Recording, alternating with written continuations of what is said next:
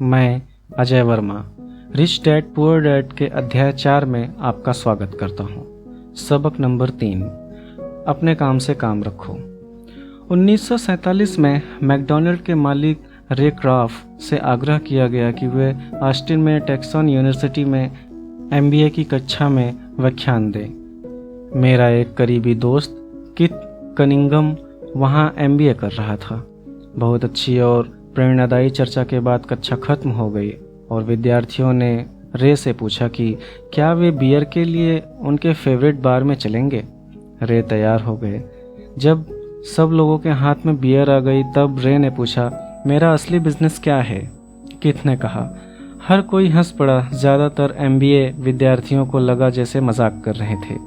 किसी ने जवाब नहीं दिया, इसलिए रे ने दोबारा यह सवाल पूछा, आप लोगों की नज़र में मेरा बिजनेस क्या है?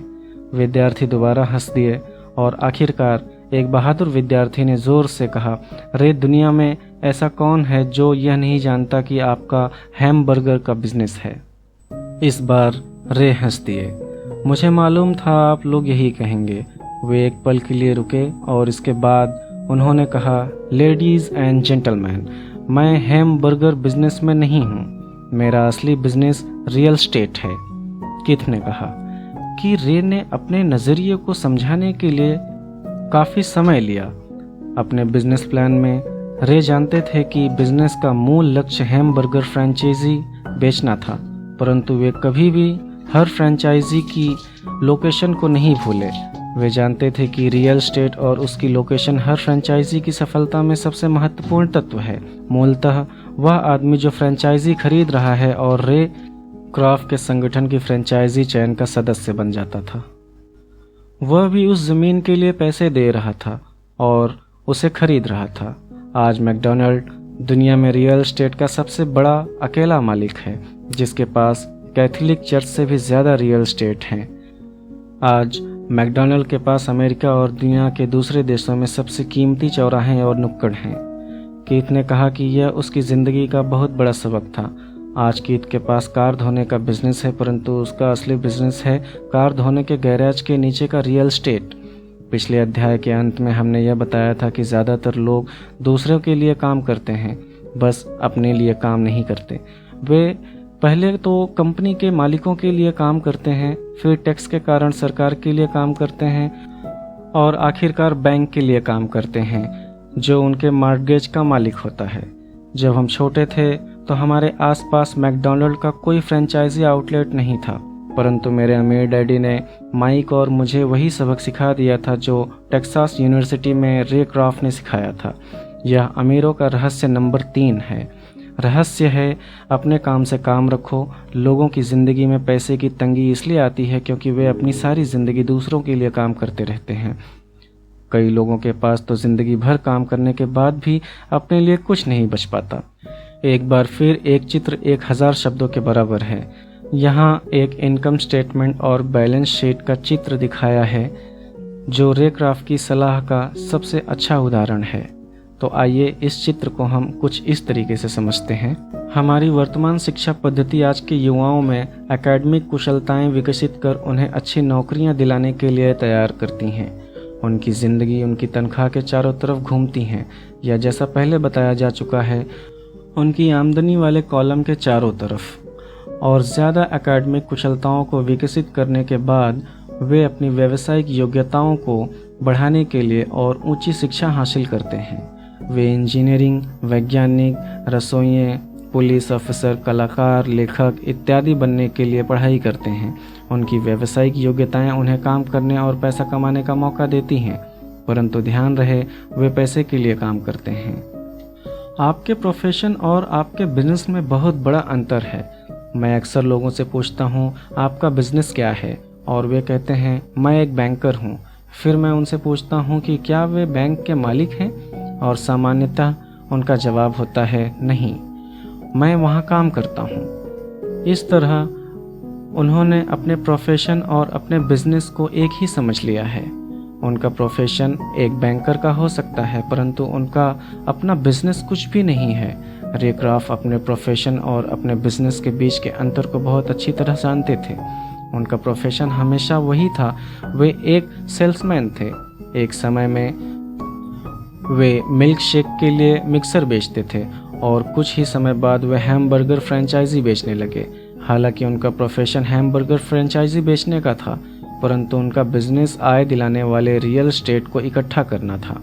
स्कूल के साथ एक समस्या यह है कि आप जो विषय पढ़ते हैं आप वही बन जाते हैं।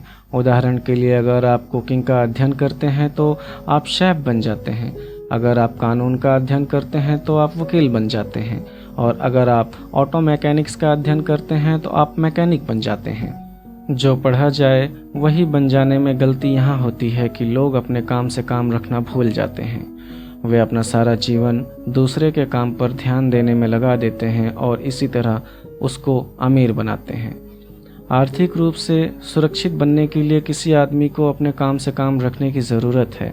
आपका बिजनेस आपके संपत्ति वाले कॉलम के चारों तरफ घूमता है, जो आपकी आमदनी वाले कॉलम की विपरीत होता है। जैसा पहले बताया जा चुका है, नंबर 1 नियम यह जानना है कि संपत्ति और दायित्व के बीच का अंतर क्या होता है। इसलिए हमें संपत्ति ही खरीदनी चाहिए। अमीर लोग अपने संपत्ति वाले कॉलम पर ध्यान देते हैं, जबकि बाकी सभी लोग अपने इनकम स्टेटमेंट पर ध्यान देते हैं। इसलिए हमें यह बातें सुनने में आता है, मुझे ज़्यादा तनख्वाह की ज़रूरत है, काश कि मुझे प्रमोशन मिल जाए, मैं एक बार फिर स्कूल जाकर कुछ और प्रशिक्षण लेने वाला हूँ ताकि मैं बेहतर नौकरी पा सकूँ, मैं ओवरटाइम करने वाला हूँ, शायद मुझे कोई पार्ट टाइम काम मिल जाए, मैं 2 सप्ताह में नौकरी छोड़ रहा हूँ, मुझे एक नई नौकरी मिल गई है जिसमें तनख्वाह ज़्यादा है। कई समूहों में ये समझदारी के विचार हैं, परंतु अगर आप रे क्राफ्ट की बात समझ लेते हैं तो ऐसा करके आप अपने काम से काम नहीं रख रहे हैं। ये सभी विचार अपना पूरा ध्यान आमदनी वाले कॉलम पर केंद्रित किए हुए हैं, और अगर अतिरिक्त धन का उपयोग आमदनी बढ़ाने वाली संपत्तियों को खरीदने में किया जाता है, तभी वह आदमी आर्थिक रूप से सुरक्षित हो सकता है। गरीब और मध्य वर्ग के ज़्यादातर लोग आर्थिक रूप से पुरातनपंथी होते हैं, यानी मैं जोखिम नहीं उठा सकता, यानी कि उनका कोई आर्थिक आधार नहीं होता है। वे अपनी नौकरियों से चिपके हुए रहते हैं, वे खेल को सुरक्षित तरीके से खेलते हैं। जब कंपनियों का आकार छोटा होने लगा तो लाखों करोड़ों लोगों को पता चला कि जिसे वे अपनी सबसे बड़ी संपत्ति मानते थे, यानी कि उनका घर, वह उन्हें जिंदा मार रहा है। उनकी घर नामक संपत्ति हर माह उनकी जेब से पैसे निकलवा रही थी। उनकी कार, उनकी दूसरी भी संपत्ति उन्हें जिंदा मार रही थी। गैरेज में रखे $1000 में खरीदे गए उनके गोल्फ क्लब अब $1000 के नहीं रह गए थे। नौकरी की सुरक्षा न होने के कारण अब उनके पास जीवन यापन का कोई आधार नहीं बचा था। उनके विचार में जो संपत्तियां थीं, वे पैसे के संकट के समय में उनकी कुछ भी मदद नहीं कर सकती थी। मैं यह मानकर चल रहा हूँ कि हम में से ज़्यादातर ने मकान खरीदने या कार खरीदने के लिए बैंकर से लोन लेने के लिए आवेदन फॉर्म भरा है। नेटवर्थ खंड पर नज़र डालना हमेशा रोचक रहता है। यह रोचक इसलिए होता है क्योंकि इससे हम जान पाते हैं कि बैंकिंग और अकाउंटिंग में किन चीज़ों को संपत्तियां माना जाता है। एक दिन कर्ज लेने के लिए मेरी माली हालत बहुत अच्छी नहीं लग रही थी, इसलिए मैंने अपने नए गोल्फ क्लब, मेरे आर्ट कलेक्शन, पुस्तकें, स्टीरियो टेलीविज़न, अरमानी सूट्स, कलाई घड़ियाँ, जूते और दीगर चीज़ों को संपत्ति वाले कॉलम में दिखा दिया। मेरे लोन के आवेदन को अस्वीकार कर दिया गया क्योंकि मेरा बहुत ज़्यादा निवेश रियल एस्टेट में था। लोन कमेटी को यह पसंद नहीं आया था कि मैं अपार्टमेंट हाउस से इतने ज़्यादा पैसे कमा रहा था। वे यह जानना चाहते थे कि मेरे पास एक सामान्य नौकरी क्यों नहीं है जिसमें वेतन मिलता हो। उन्होंने मेरी अरमानी सूट्स, गोल्फ क्लब या आर्ट कलेक्शन के बारे में कोई सवाल नहीं किए। ज़िंदगी कई बार कठिन हो जाती है जब आप स्टैंडर्ड प्रोफाइल में फिट नहीं होते हैं। मैं हर बार चौंक जाता हूँ जब मैं किसी को यह कहते हुए सुनता हूँ कि उनकी नेटवर्थ $10 लाख है या $1 लाख या ऐसा ही कोई और आंकड़ा। नेटवर्थ के सटीक न होने का एक खास कारण यह है कि जिस पल आप अपनी संपत्तियों को बेचना शुरू करते हैं, प्रॉपर्टी पर टैक्स चुकाना पड़ता है। इतने सारे लोग अपने आप को पैसे के गहरे संकट में डाल लेते हैं जब उनकी आमदनी कम हो जाती है। पैसा जुटाने के लिए वे अपनी संपत्तियां बेचते हैं। पहले तो उनकी व्यक्तिगत संपत्तियां सामान्य उस मूल्य से बहुत कम में बिकती हैं जो उनकी बैलेंस शीट में दिखाया गया है, या अगर संपत्तियों को बेचने से कोई फ़ायदा होता तो उस पर टैक्स लगा दिया जाता है। तो एक बार फिर सरकार फ़ायदे में से अपना हिस्सा ले लेती है और इस तरह कर्ज से उबरने के लिए जुटाई जाने वाली रकम को कम कर देती है।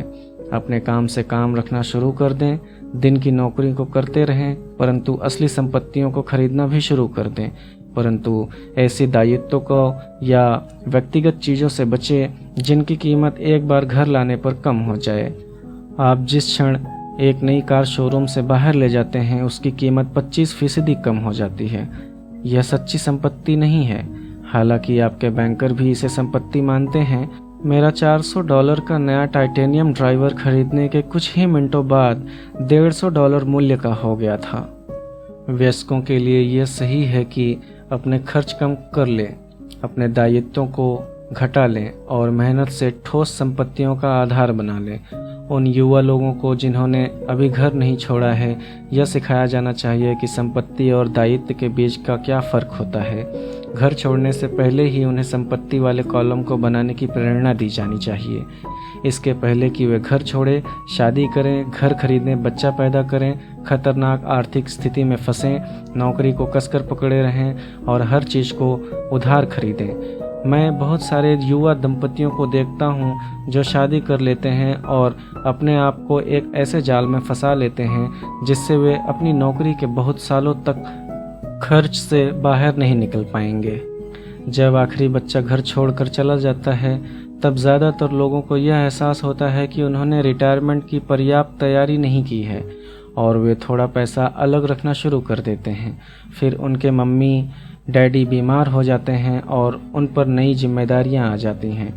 तो मैं आपको यह आपके बच्चों को किस तरह की संपत्तियों के संग्रह की प्रेरणा दे रहा हूँ। मेरी दुनिया में असली संपत्तियां कई तरह की होती हैं। एक, ऐसे बिजनेस जिनमें मेरे होने की ज़रूरत ना हो। मैं उनका मालिक ज़रूर हूँ परंतु उन्हें दूसरे लोग चलाते हैं। अगर मुझे वहाँ काम करना पड़े तो यह बिजनेस नहीं होगा, यह मेरी नौकरी होगी। दूसरा, स्टॉक। तीसरा, बॉन्ड। चौथा, म्यूचुअल फंड। पांचवा, आमदनी देने वाला रियल एस्टेट। छठा, नोट्स जिसे IOU भी कहते हैं। सातवां, बौद्धिक संपदा जैसे संगीत, पटकथा, पेटेंट इत्यादि से मिलने वाली रॉयल्टी। आठवां, और ऐसी हर चीज़ जो कीमती है, जो आमदनी देती है और जिसका मूल्य बढ़ जाता है और जिसका बाजार तैयार है। जब मैं एक छोटा बच्चा था तो मेरे पढ़े लिखे डैडी ने मुझे एक सुरक्षित नौकरी ढूंढने की सलाह दी। दूसरी तरफ मेरे अमीर डैडी ने मुझे ऐसी संपत्तियों को इकट्ठा करने की सलाह दी जिन्हें मैं पसंद करता था। अगर तुम इन्हें पसंद नहीं करते होंगे तो तुम इनका ध्यान नहीं रख पाओगे। मैं रियल एस्टेट इसलिए इकट्ठा करता हूँ क्योंकि मुझे इमारतों और ज़मीनों से प्यार है। मैं उनके लिए शॉपिंग करना भी पसंद करता हूँ। मैं सारा दिन उनको निहार सकता हूँ। जब समस्याएं आती हैं तो समस्याएं उतनी बुरी नहीं होती हैं कि उनके कारण रियल एस्टेट के लिए मेरा प्यार कम हो जाएगा। ऐसे लोग जो रियल एस्टेट से नफरत करते हैं, इन्हें इसे नहीं खरीदना चाहिए। मुझे छोटी कंपनियों के स्टॉक से भी प्रेम है, खासकर नई कंपनियों के स्टॉक से। इसका कारण यह है कि मैं एंटरप्रेन्योर हूँ, ना कि कोई कॉरपोरेट व्यक्ति। मेरी शुरुआती सालों में मैं बड़े संगठनों में काम कर चुका हूँ, जैसे कैलिफोर्निया के स्टैंडर्ड में, US मरीन कॉर्प्स और जेरोक्स कॉरपोरेशन में। मैंने इन संगठनों में बिताए समय का मज़ा लिया है और मेरे पास कई सुखद यादें हैं, परंतु भीतर से मैं कंपनी में काम करने वाला आदमी नहीं हूँ। मुझे कंपनी शुरू करना अच्छा लगता है परंतु उन्हें चलाना मुझे उतना अच्छा नहीं लगता। इसलिए मैं जो शेयर खरीदता हूँ वे भी सामान्यतः छोटी कंपनियों के होते हैं और कई बार तो मैं अपनी कंपनी शुरू करता हूँ और उसे सार्वजनिक बना देता हूँ।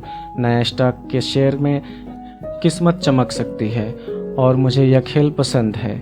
कई लोग कम पूंजी वाली कंपनियों से डरते हैं और उन्हें खतरनाक कहते हैं और वे खतरनाक हैं भी। परंतु खतरा हमेशा कम हो जाता है अगर आप निवेश से प्रेम करते हैं, उसे समझते हैं और खेल को अच्छी तरह से जानते हैं। छोटी कंपनियों के साथ मेरी रणनीति यह होती है कि 1 साल में अपने शेयर बेच दिए जाएं। दूसरी तरफ मेरी रियल एस्टेट की रणनीति छोटी प्रॉपर्टी से शुरू करने की होती है। फिर मैं उस प्रॉपर्टी को बेचकर उससे थोड़ी और बड़ी प्रॉपर्टी ले लेता हूँ और इस तरह अपने फ़ायदे पर टैक्स चुकाने से बचता रहता हूँ। इससे प्रॉपर्टी की वैल्यू में नाटकीय बढ़ोतरी होती है। मैं सामान्य तौर पर रियल एस्टेट को 7 साल से कम समय तक अपने पास रखता हूँ। वर्षों तक जब मैं मरीन कॉर्प्स और जेरोक्स में था तब भी मैंने वही किया जो मेरे अमीर डैडी ने मुझे सिखाया था। मैं अपने दिन की नौकरी करता था, परंतु मैं अपने काम से काम भी रखता था। मैं अपनी संपत्ति वाले कॉलम में कुछ न कुछ करता रहता था। मैं रियल एस्टेट और छोटे स्टॉक्स को खरीद और बेचा भी करता था। अमीर डैडी ने हमेशा पैसे की समझ के महत्व पर जोर दिया था।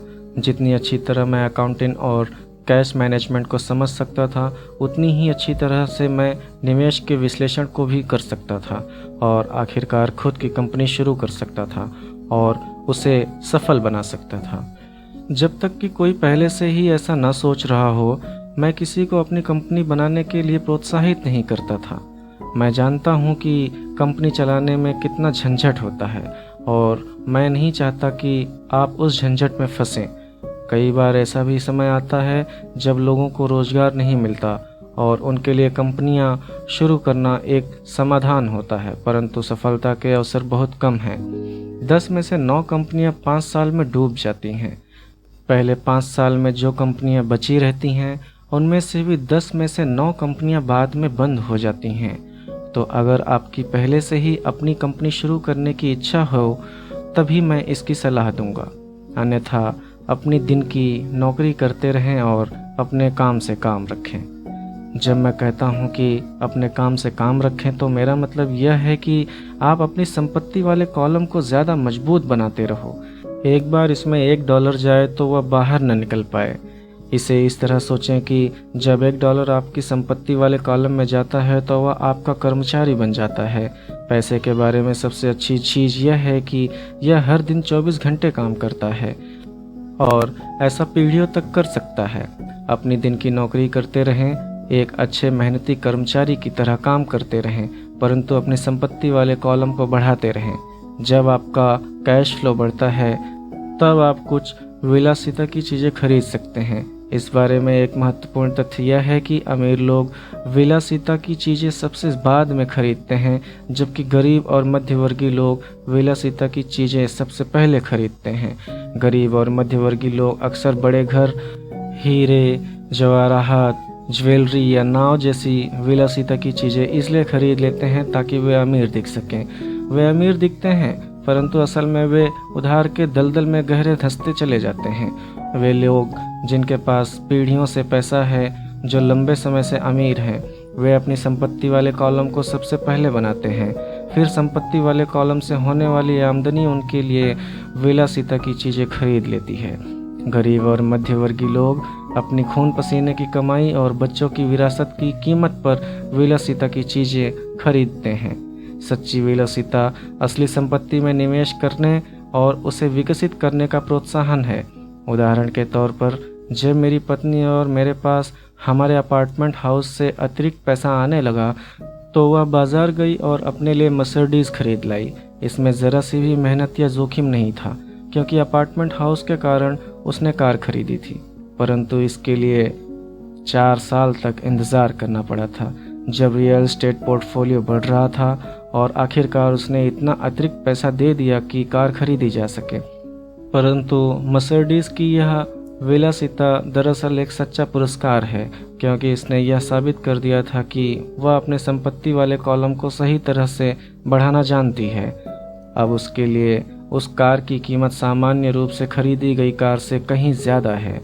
ज़्यादातर लोग अक्सर इच्छा जागने पर बिना सोचे समझे जाते हैं और कर्ज पर कार या विलासिता की कोई और चीज़ खरीद ले आते हैं।